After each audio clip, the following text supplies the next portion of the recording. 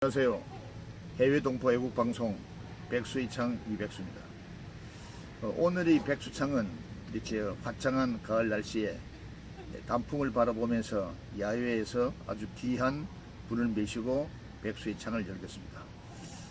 오늘 참석하신 초대하신 초대 손님은 김계현 원로님이 되겠습니다.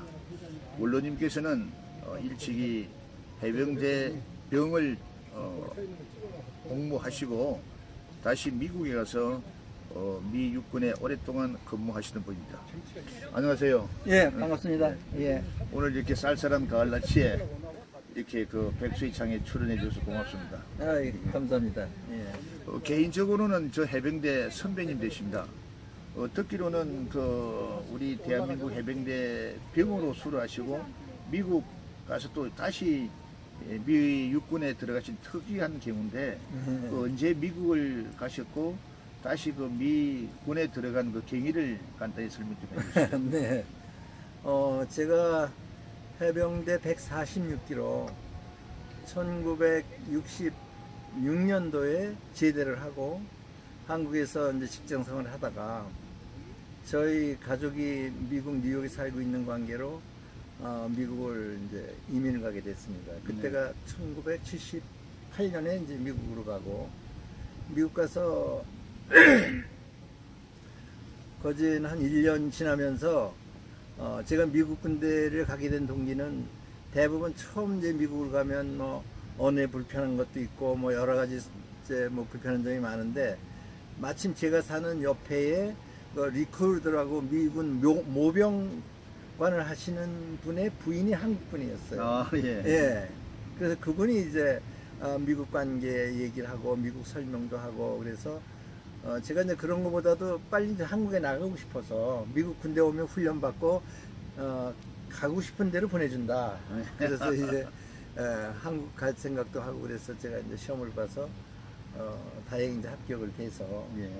훈련 끝나고 바로 이제 동두천으로 이제 발령받고. 예, 어디요? 동두천에. 동두천. 그러니까 이제 훈련 마치고 첫 근무지가 이제 근데 이제 그게 미국에는 시험을 보면 두 가지 옵션을 줘요. 네가 어떤 병과를 가고 싶으냐, 예. 아니면 어디로 가고 싶으냐. 그래서 저는 이제 한국으로 발령받고 가고 싶다, 이걸 이제 제안을 해서 훈련 끝나자마자 이제 한국으로 발령받고 왔어요. 그럼 몇 년 동안 미군에 근무하셨습니까? 미국을 토탈 이제 25년 정도를 이제 군대 생활을 했는데, 저는 처음에는 한 3년만 하려고 들어갔다가 예.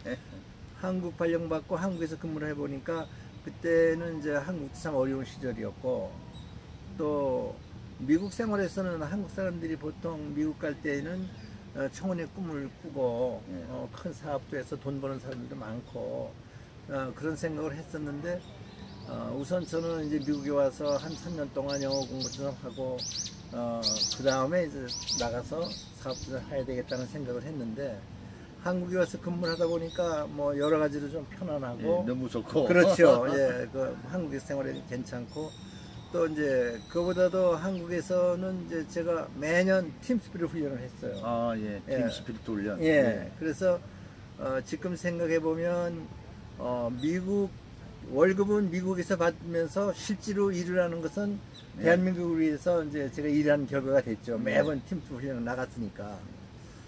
그리고 지금 제가 특히 이제 기억에 남는 거는, 제가 미국 군대를 졸업을 하면서 졸업식에 큰 강당에서 성조기를 보고 이제 국대에다 격리를 하는 게 있는데, 그게 1979년도.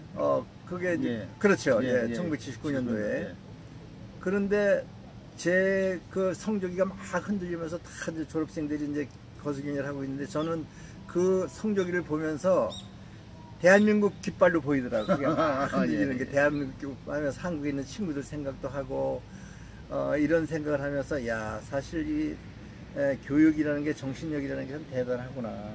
미국에 살고 미국 정부의 돈을 받으면서 생각은 한국 생각을 하고 있으니까. 예. 그런 과정이었습니다. 예. 그리고 지금도 미군 관련 일을 하시는 걸로 알고 있는데, 네. 어떤 일을 하시는지요? 네. 제가 주로 미국 생활을 하면서 한국에서 근무를 많이 했어요. 왜 그랬냐면은 제가 본래는 병과가 트랙터 트레일러 큰 탱크 몰고 다니는 그런 교육을 받고 왔는데, 그게 이제 왜 그 생각을 했냐면, 제가 처음에 미국 갈 때는 한국 사람들이 다 이제 돈을 좀 많이 벌 생각을 많이 하고, 시간도 어려운 일일수록 돈이 많이 준다 그러면 어떤 어려운 일도 할 수 있는 이런 정신을 갖고 있었는데, 마침 그때 절 미국 군대를 가게끔 말씀해 주신 분도, 너 지금 미국에서 버는 것보다 미국에서 3개월 교육을 하고 트럭터 트레일러 큰 운전을 하면 시간당 30불 주고 많이 번다. 그 생각을 하고 사실 갔는데, 한국에 오니까 각 부대 유닛 커맨더들이 자기 운전수를 데려다 쓰는 거예요. 그래서 사실 처음에 가서 한 3, 4개월은 부산에서 포항까지 평택까지 올라오는 큰 기름 탱크 조금 한 몇 달은 운전을 해봤는데, 그 이후로는 각 부대 이제 사령관님들이 훈련할 때, 저 여주나 또 원주나 이런 데 갈 때에 미국 사람들이 한국식을 잘 모르니까 절 꼭 불러다가 운전하게끔 해서 주로 이제 높은 분을 많이 모시고 있었죠. 예. 근데 지금도 이제 미군 관련 일을 하신다는 그 대목을 좀 말씀해 주시죠. 그거는 이제 제가 그런 생활을 하면서 주로 한국에서 근무를 많이 했고, 2005년대 정년 퇴임을 하기 한 6, 7년 전부터 제가 한묘숙 여사님이라고 위트컴 재단의 이사장으로 계시는 분이 계세요.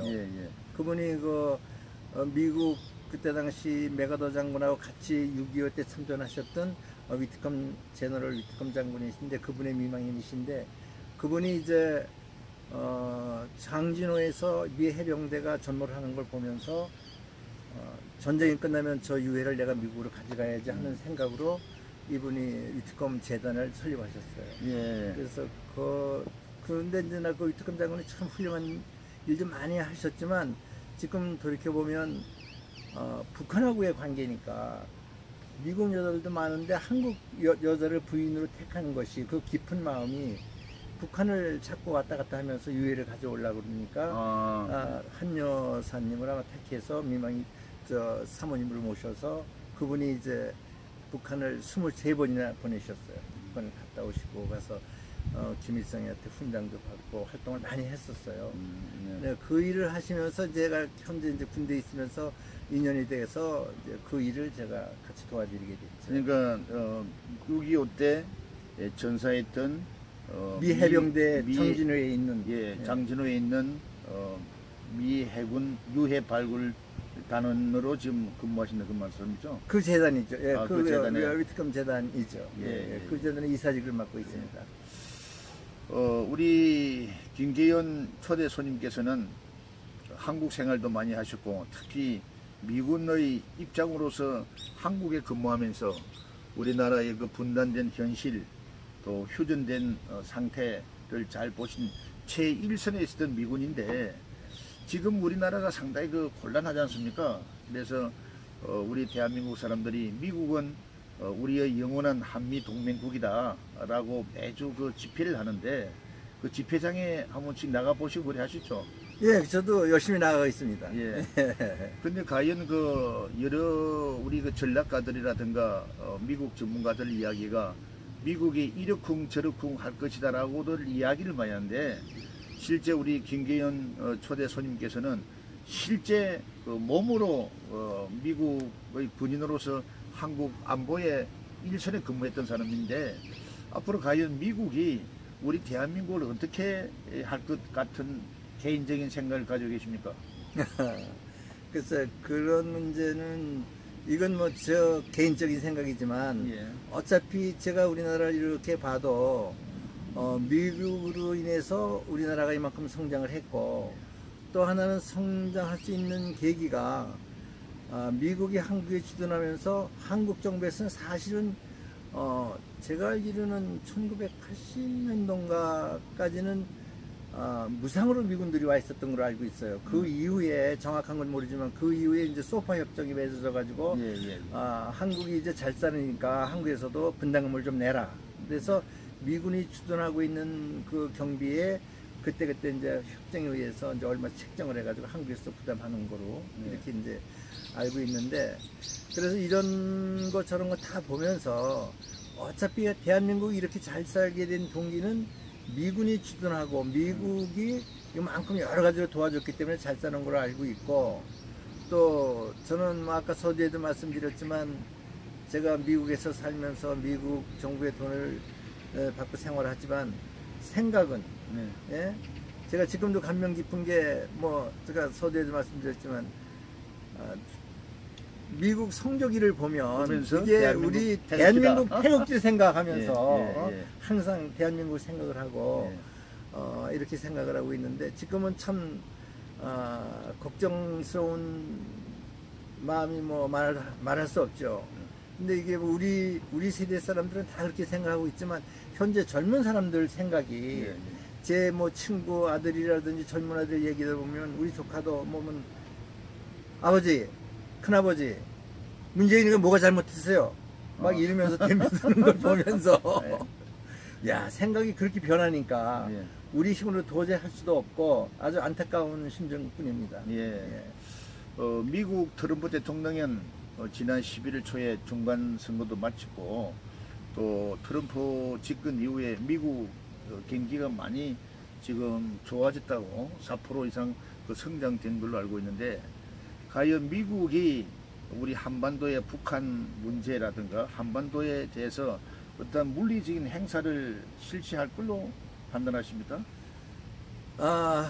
제 개인적으로는 저를 그렇게 되기를 원하는데, 사실은 지난번에 그 선거 전에도 클린턴 갤러리 하고 트럼프하고 그 정경 발표할 때 트럼프 대통령 얘기가 이제는 우리 국민을 보호해서 해외 주둔하고 있는 군대도 다 들여오고 이렇게 해야 되겠다 하니까, 그때 힐러리 여사님은 말씀을 당신은 장사하는 사업가니까 정치할 줄 모른다.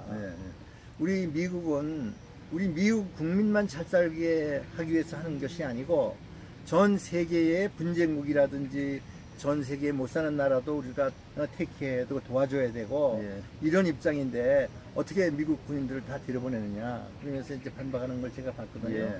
근데 그게 사실은 맞는 얘기거든요.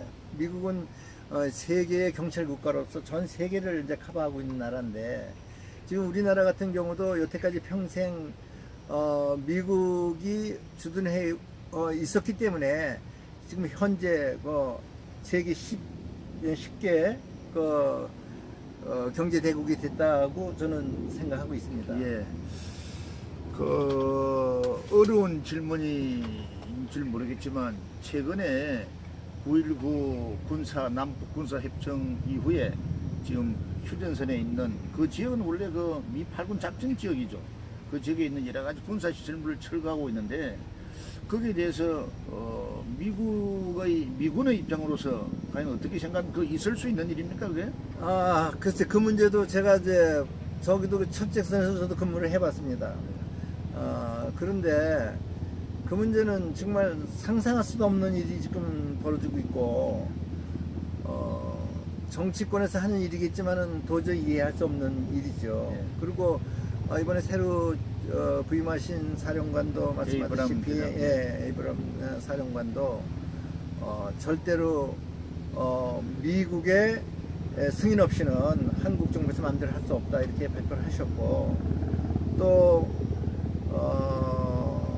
그렇게 돼도 안 되죠. 그건 정말 저희로서는 더 상상할 수도 없는 일이죠, 그 문제.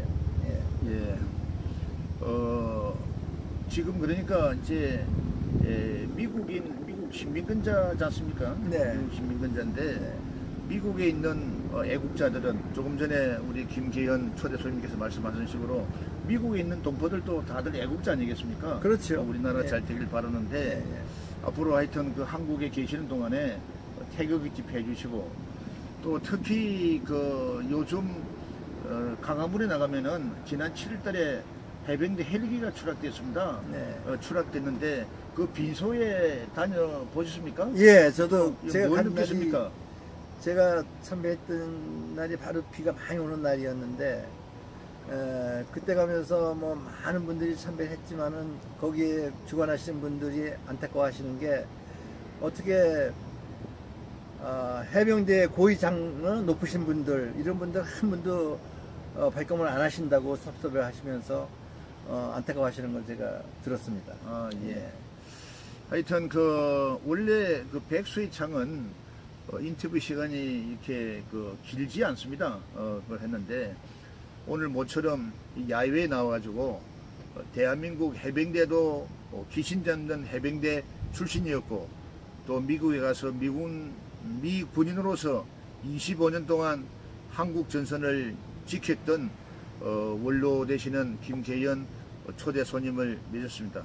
하여튼 앞으로 특별한 일이 없는 한 태극 집회 잘 나가주시고 예. 여기 사시던 미국에 계시던 우리 조국 대한민국을 위해서 끊임없는 애국 활동을 해주시길 바라겠습니다. 감사합니다. 네, 오늘 감사합니다. 감사합니다. 이상 해외 애국방송 백수의 창 이백수입니다.